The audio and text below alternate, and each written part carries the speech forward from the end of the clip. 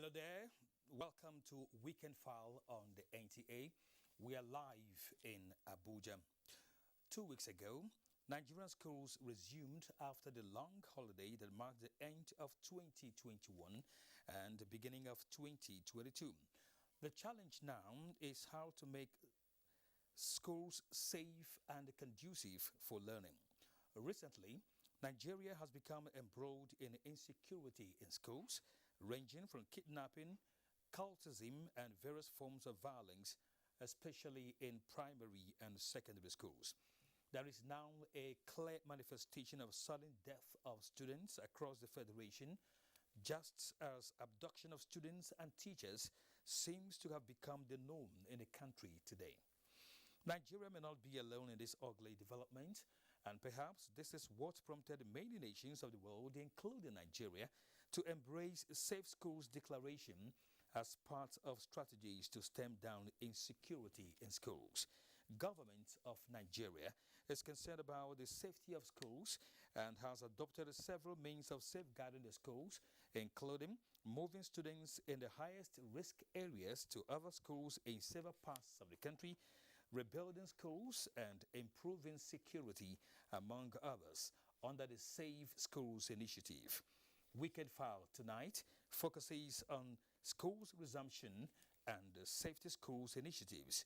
We do have situation reports on the issue, and our guest is Binta Abdulkadiri, Director, Senior Secondary Education, Federal Ministry of Education.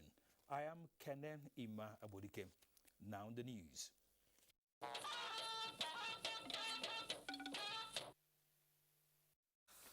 Let's start by telling you that President Muhammadu Buhari is back in Abuja after a 4-day working visit to Banjul, Republic of the Gambia and Kaduna. State House correspondent Adamu Sambo reports that the president was received on arrival at the helipad of the State House by his Chief of Staff, Professor Ibrahim Gambari, Minister of the FCT, Mohammed Musa Bello, and the Secretary to the Government of the Federation, Boss Mustafa. Others were the Inspector General of Police, Usman Alkali Baba, Director General, Department of State Services, Yusuf Magajibichi, Permanent Secretary of the State House, Tijani Umar, and other senior government officials. While in Banjul, President Buhari attended the inauguration of President Adama Barrow of the Gambia for a second term in office. And in Kaduna, the president inaugurated several landmark infrastructure projects executed by the El Rufai administration under the Urban Renewal Program. Terrorists and other criminal gangs that have been menacing Nigerian citizens and their property in Kaduna and other parts of the country will be contained and crushed by the nation's armed forces. President Muhammadu Buhari gave the assurance at a state banquet organized in his honor by Kaduna State government to round off his working visit to the state. State House correspondent Adamu Sambo has the report. During the 3-day visit which took President Muhammadu Buhari to the state's 3 major cities of Kaduna, Kafanchang and Zaria, critical urban renewal infrastructure projects were inaugurated. Speaking at the state banquet organized in his honor, President Buhari applauded the El Rufai administration for its consistent efforts at developing Kaduna, seeking progress on many fronts and confronting challenges boldly. I wish to commend the Kaduna State Urban Renewal Program for its sheer audacity, breadth of imagination, and quality of project execution. I am glad to say I have seen with my own eyes the remarkable changes across all the 3 senatorial zones. The president noted with delight the significant increase in the state's local revenue from 13 billion naira to over 50 billion naira in 5 years. His commitment to healthcare delivery, human capital development, and security of lives and property. On behalf of the federal government, I commend the efforts of the Kaduna State government to respond to the demands of development for progress, peace, and prosperity. I urge Malam Nasir El-Rufai to push on and not relent in his efforts to accelerate change in Kaduna State. Governor Nasser Ahmed El-Rufai had told the president that his administration's urban renewal projects are not only designed to improve the competitiveness of the state, support economic dynamism, and promote the well-being of the people, but also restore Kaduna to the dreams of its founders. Mr. President, I wish to acknowledge your support and that of the federal government on many fronts, not the least of which is securing the financing for many of these projects. Without your intervention, your personal intervention, Mr. President, would be struggling to do anything more than pay staff salaries. But like Oliver Twist, Mr. President, we ask you and everyone to continue to do more for our state. He said every public works project in Kaduna State is for the benefit of everyone, including schools, healthcare centers, and roads. The people of Kaduna State have provided a bulwark of support for our governance efforts. They have rejected lies and resisted repeated attempts at incitement to cause ethnic and religious problems in the state. We've had to take difficult decisions, and most of our people have often understood that those steps were taken to uphold the common good. I challenge our team to remain focused and ensure that we finish as strongly as we have started. Governor El-Rufai said making Kaduna great again is a task that must be done. From Kaduna, Adamu Sambu, NTA News. At the meantime, President Muhammadu Buhari is advocating a UK-African Union free trade deal that will revive intra-trade among the Commonwealth countries for improved economic development of Africa. Benny Adams takes us through the president's aspirations for a prosperous Africa. African nations have for so many years been into economic partnership with Europe, entering into bilateral agreements that seem lopsided as Europe erects high tariff barriers to goods manufactured and processed in Africa, thereby stunting job creation among other trade policies intended to benefit just Europe.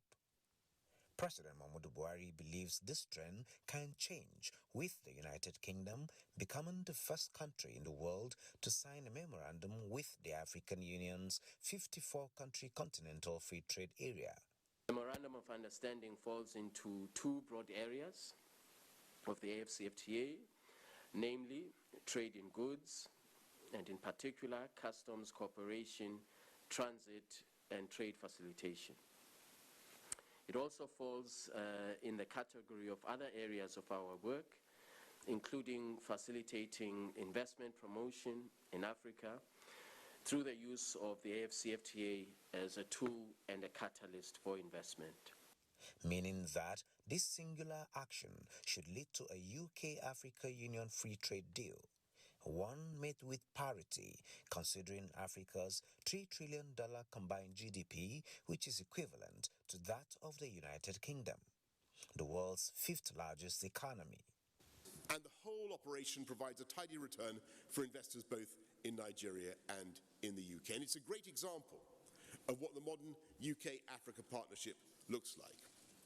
An exchange of ideas, equipment and finance to solve common problems. A relationship that benefits us all and makes a lasting difference. More to this is the fact that 19 Commonwealth nations' laws are built on the principles of English jurisprudence, which the President sees as a common platform from which to better align regulations on investment and certification. Our location, our natural resources, our population, and our regulations are there for all to see. Nigeria on its way to becoming a leading industrial and trading nation in Africa. President Buhari is also of the view that African unity will give opportunity to Britain to practice the free trade it has always preached, which he expressed optimism that it will lead to job creation in Africa as an advantage and not a threat to the Western world. 2 years after the United Kingdom's departure from the European Union, President Buhari, on behalf of Africa, seeks a new settlement with Britain, one based on cooperation in fairer and freer trade. He concludes with the optimism that being the first mover amongst the G7 to seek a trade deal with Africa, the UK is positioning itself to secure the very best of terms and stands able to revive intra-Commonwealth trade, replenish its relations with the fastest growing market in the world, as well as tackle the causes of economic migration and create jobs and wealth that boost rather than threaten those at home. In Abuja, Benny Adams, NTA News. Now, the Federal Inland Revenue Service, FAIRS, says it will continue to adopt innovations and strategies to encourage voluntary tax compliance and boost government revenue. The executive chairman of the FAIRS, Mohammed Nami, made the pledge as he received the president of the Chartered Institute of Taxation of Nigeria, Adesina Adedayo, on a visit. Again, Benny Adams reports. The executive chairman of the FIRS, Mohammed Nami, receiving his visitor, the president of the Chartered Institute of Taxation of Nigeria, Adesina Adedayo, on a visit, noted that the FIRS in the new year will focus its activities on implementing the Finance Act amendment with respect to taxing the digital space. We will prioritize the deployment of technology for the automation of our processes and procedures, seeking to achieve 100% automation of all our tax administration processes, which will block revenue leakages and improve revenue generation in this country. The service solicits the support of the Institute and its members to ensure that we succeed in realizing this objective. Adesina Adedayo, on his part, pledged to support the FIRS to block leakages and inefficiencies in tax administration. We remain hopeful that the Federal Inland Revenue Service will continue to support the Institute as we work towards fulfilling our mandate as provided in the CITN Charter and to advance the taxation profession in all its ramifications. Adesina joined other Nigerians to celebrate the Commission's landmark achievement of collecting more than 6 trillion naira in revenue in the year ended, and for the emergence of the FIRS boss as the president of the Commonwealth Association of Tax Administrators. In Abuja, Benny Adams, NTA News. Let's talk security matters as Imo State Police Command has raided one of the camps belonging to the proscribed indigenous people of Biafra, IPOB, and the Eastern Security Network, ESN. A statement by the police public relations officer, Michael Abatam, indicates that the action followed credible information on the conversion of a forest at Onitsha in Ezinihite, Mbise local government area of Imo State, into the group's operational base. It further states that on arrival at the camp, members of the group engaged the police in a gun battle, which resulted in the loss of one of the gang members, while others escaped into different locations with gunshot injuries. Items recovered from the camp include one AK-47 rifle with 40 rounds of live ammunition, 10 locally fabricated explosive devices, one police hand grenade, 2 Toyota Highlander SUV jeeps without registration numbers, one Lexus 350 SUV without registration number, and 2 Biafran flags. The Commissioner of Police, Imo State Commander Rabiu Hussein, had appealed to the indigents of the state to get involved in the fight to rid the state of all criminal hideouts. The old police barracks in Kaba, Kogi State, has been razed by angry youth in the community following the alleged killing of a young man by a police officer. Jonathan Omajali has more on the unfortunate incident. It was like every other normal Saturday in the community, calm, peaceful, with residents going about their normal businesses until about 8 o'clock in the morning, when tragedy struck at this shop along Obaru Way. Eyewitnesses who spoke to NTA News off camera said about 5 police officers were at the shop to get some items when an altercation ensued between them and one Paul Durujayi. ASP Ayeni Adekunle, one of the officers, was allegedly struck by the victim. The situation went from bad to worse as the young man was shot dead. A problem between whom a man they call a man that they claim to be a madman who smashed the police patrol vehicle, both front and back, and hit the inspector on the head, and he fell down. So in the course of trying to, according to him, trying to save himself, he fired a shot. Things went out of control as angry youths in the community took their grievances to the old police barracks and set it on fire. Tears and wailing rent the air as wives and children of police officers at the old barracks watched their goods turn to ashes. Everything to go. My husband document. Everything go. His pistol, everything. I can't carry anything. See my animal talking. Nadia, they get money to pay my children's school fees. Everything condemned. All my from WAEC, NECO certificate, all everything. They burn it. I left it inside the room with my sister home. The body of Paul Durujaye has been deposited in the mortuary as investigations and arrest of suspects involved in the destruction of the barracks are ongoing. From Kaba, I am Jonathan Omajali, NTA News. Very sad indeed. Police Service Commission has raised concern over the low enrollment of youths from the southeast into the Nigeria police. This was addressed during a one-day sensitization and town hall forum on recruitment in the Nigerian police held in Enugu State. Mena Okobasi now reports.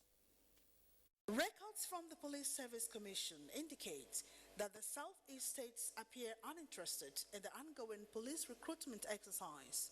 Out of the 81,005 applicants received so far nationwide, only 1,404 applicants are from the southeast.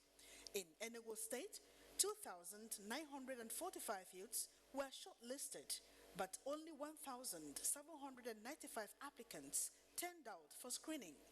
The sensitization forum therefore seeks to address, interact, and encourage youths of the southeast to seek career path in the Nigerian police force.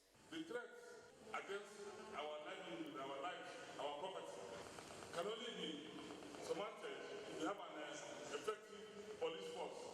Governor Ifeanyi Ugwuanyi, represented by Secretary to the state government, urged able-bodied men to enroll in the Nigerian police force in order for Enugu State not to lose its quota of representation in the Nigerian police force.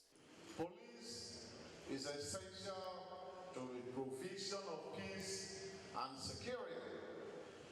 Without the police, there will be anarchy in our streets. Out of 39 AIGs, we have only one from the southeast. It's not good enough. Let us forget about every other sentiment.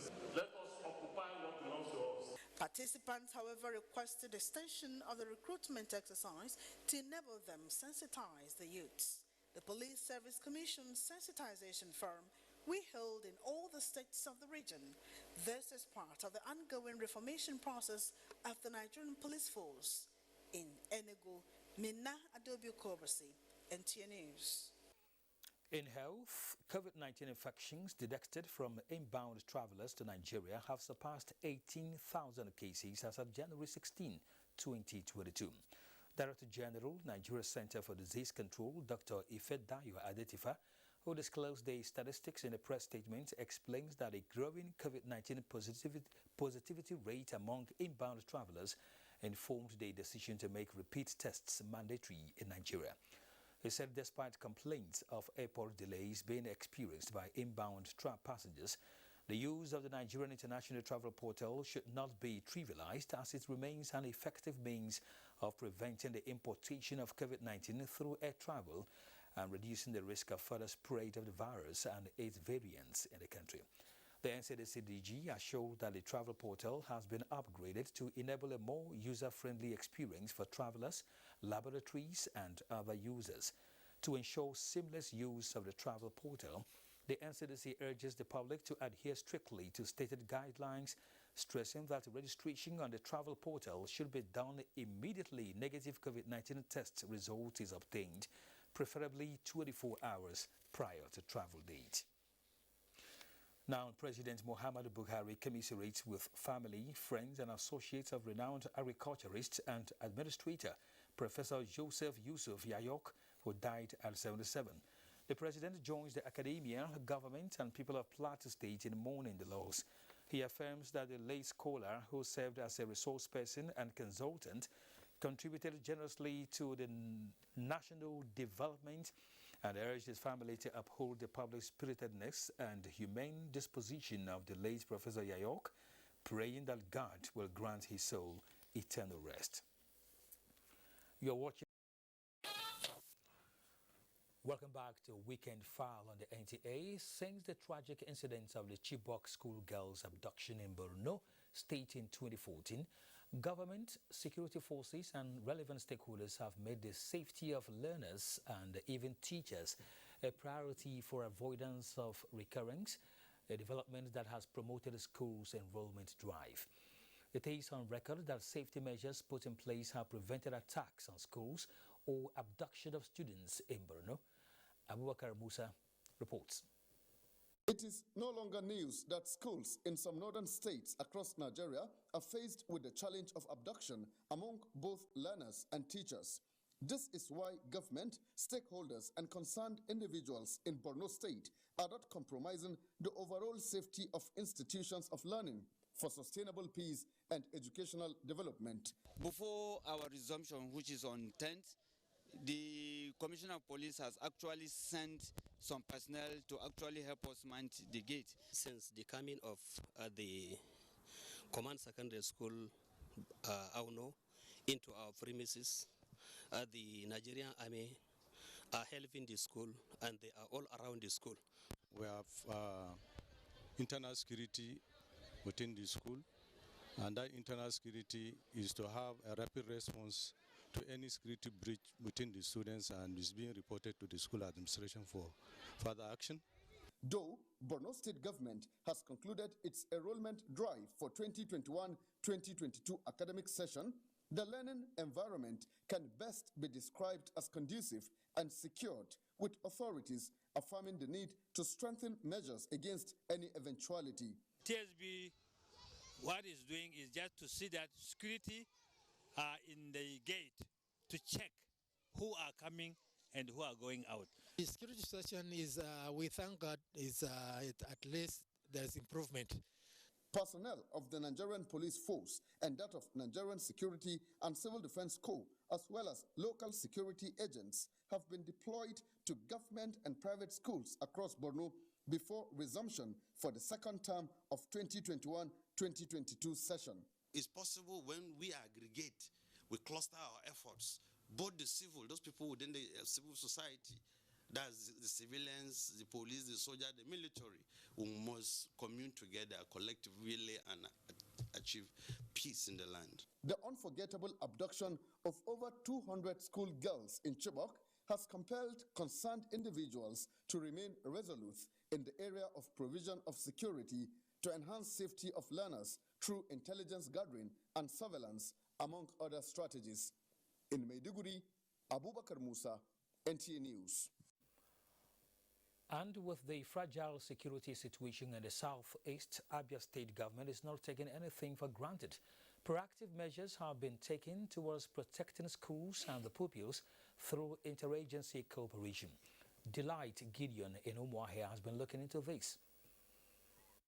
State has remained one of the safest in the southeast Nigeria, and the state government intends to keep it that way, especially through the provision of a conducive learning environment for the teachers and their pupils.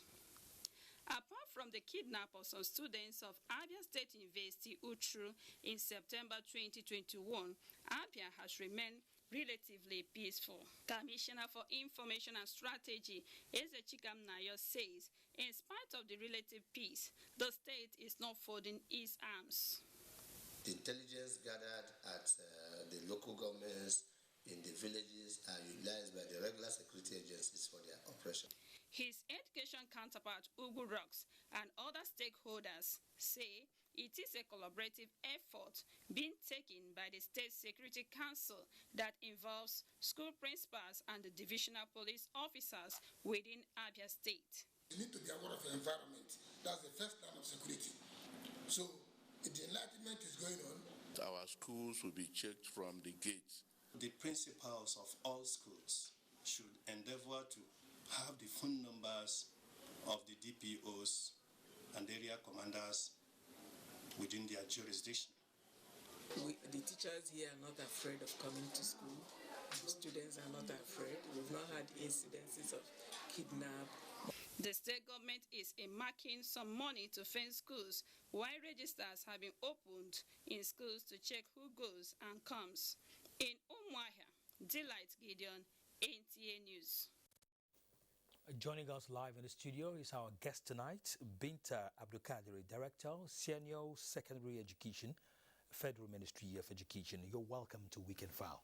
Thank you very much. Of course, students and pupils across board are back to school right now, but on the lips of everyone is the concern about their safety, going by the fact that we've seen certain abnormalities here and there, and of course the federal government is doing all in its power to ensure that safety and security is maintained alongside. But then from the Federal Ministry of Education, what is really going on to complement what the federal government in its might has been able to do? Thank you very much for this question. Actually, a school by the name, or how the name implies, should be a friendly learning environment for all, where the pupil will feel free, will have all it takes to learn.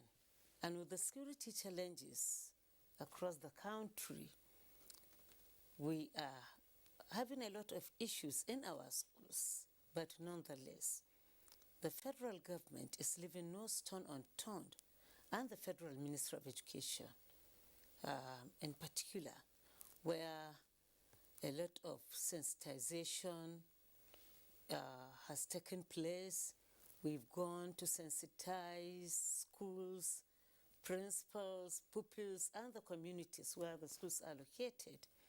And also on part of the government, a lot of security agencies are on ground to protect and safeguard the schools. So this much I can see. All right, but then there is another very disturbing trend. Yes. You know, in the course of the past 1 month or thereabout, we've heard about some levels of domestic violence in schools, even leading to death of some of these pupils. What is going on? You know, schools are reflections of the society. And where you have a reflection of the society, the school is to provide the proper chart for learning and also counseling the children on how to live with one another. But many a times, as children from different home backgrounds, there is this psychological saying that if a child lives with hostility, he learns to fight. You talked about the domestic violence. And the domestic violence always emanates from the home.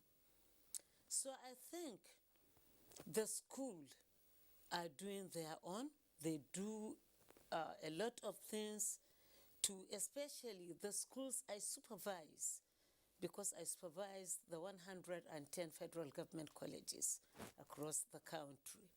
And I know we have a lot of sensitization on reducing fagging,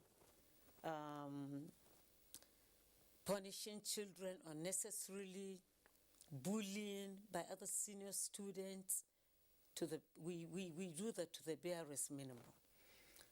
And what is left is for the parent. There should be a synergy between the schools, the school management, and the PTA, so that the child should be informed or told categorically that doing this is right and doing this is wrong. So if the child is able to know that, I think we will have less of bullying, less of fagging, less of terrorizing other children, because we always keep telling these children that schools are not concentration camps. I started by saying the school should be a friendly learning environment. In fact, school should be the safest place next to home for the child to be. Even children from the irresponsible homes, they are safer when they come to school. So I think it's beyond the school, even the parents, the society. We all have 16 public schools in Niger State have been temporarily closed, with 17 other boarding now operating as day schools, as part of measures adopted by the state government to secure schools which have become soft targets to banditry.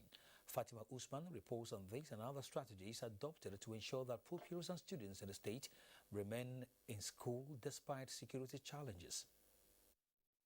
21 terrorists turned schools to soft targets within a space of 4 months. 2 schools, the Kagara Government Science College and the Saliu Tanko Islamic School, Tegina, had their fair share when students, teachers, and their relatives were abducted.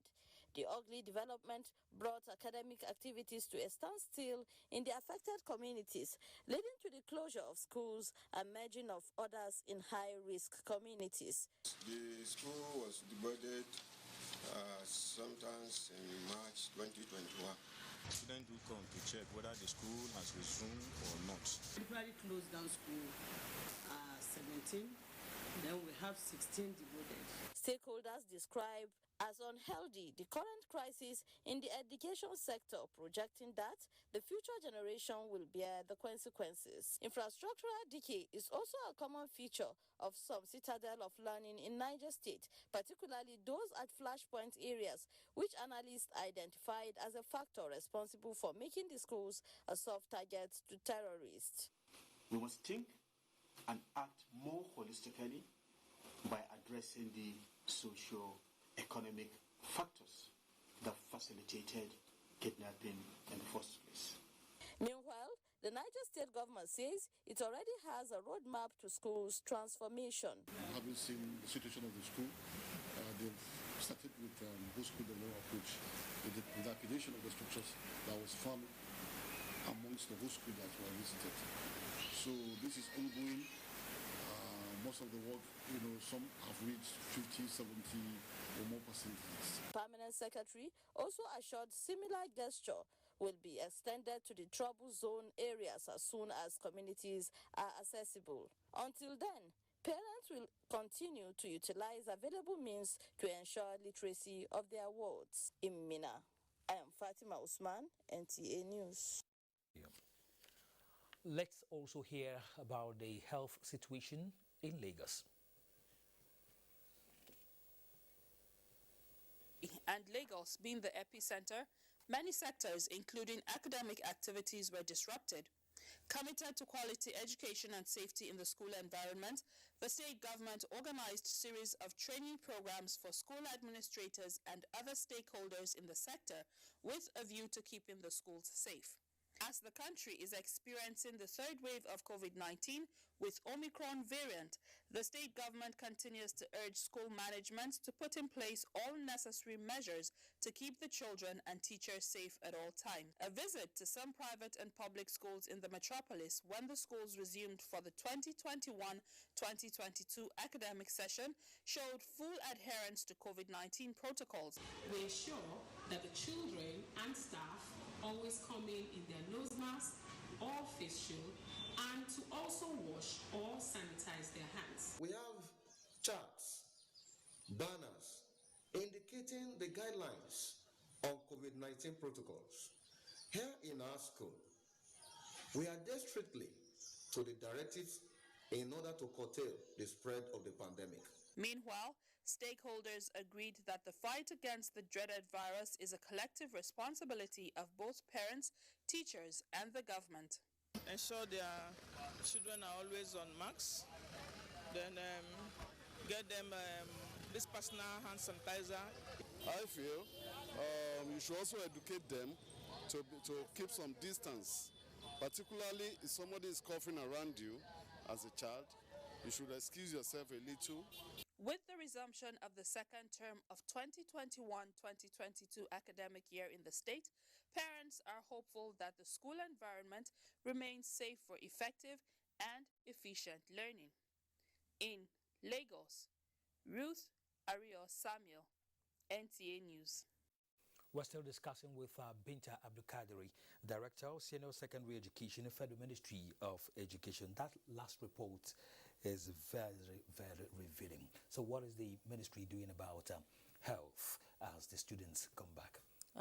The Federal Ministry of Education did a lot regarding supplying COVID intervention main protocols to help students or pupils observing the protocols in order to avoid catching the diseases. I remembered immediately after the lockdown, the Federal Ministry of Education developed a template in conjunction with UNICEF, and we took the crusades to the 6th geopolitical zone, where we met with all the commissioners of education, the SUBEB chairman, so as to show them the need to have a self-school sort of declaration before we reopen the schools, so that the children will be safe and will not contract the disease. So, and after that, the ministry, as I said earlier, supplied especially our federal government colleges with all the necessary intervention, hand sanitizers and everything to take care of those students, to safeguard the nose, face mask, yes, face mask, everything, gadgets. and even the state ministries, I think, provided in conjunction with UNICEF, as I said earlier, provided the state schools with Veronica buckets, soaps and hand sanitizers, that they will have to wash their hands and they will have to wear the mask. And then assemblies were, I think, minimized. I think the assemblies were minimized. If the senior schools have their assemblies this week, the next week the junior schools will have their assembly in order to avoid overcrowd. And we want to believe that the authority is monitoring all these measures? Just, I think about a month or so, the Federal Ministry of Education, under a deputy director in my department, went to about 555 schools across the nation to see how they are observing the COVID protocols. That's beautiful. Yes. Now, tell us the mood of the ministry, because Nigerians are worried. When a teacher goes as far as killing a pupil for whatever reason, it just happened in Kano State. What are we looking at here? To me, in both principles and practice, that teacher negate the concept of teaching itself, not to call him a teacher, because who is a teacher? A teacher is he who counsels, who molds, who takes care of the child more than even his own child. So this is the saddest moment for all the Nigerian teachers.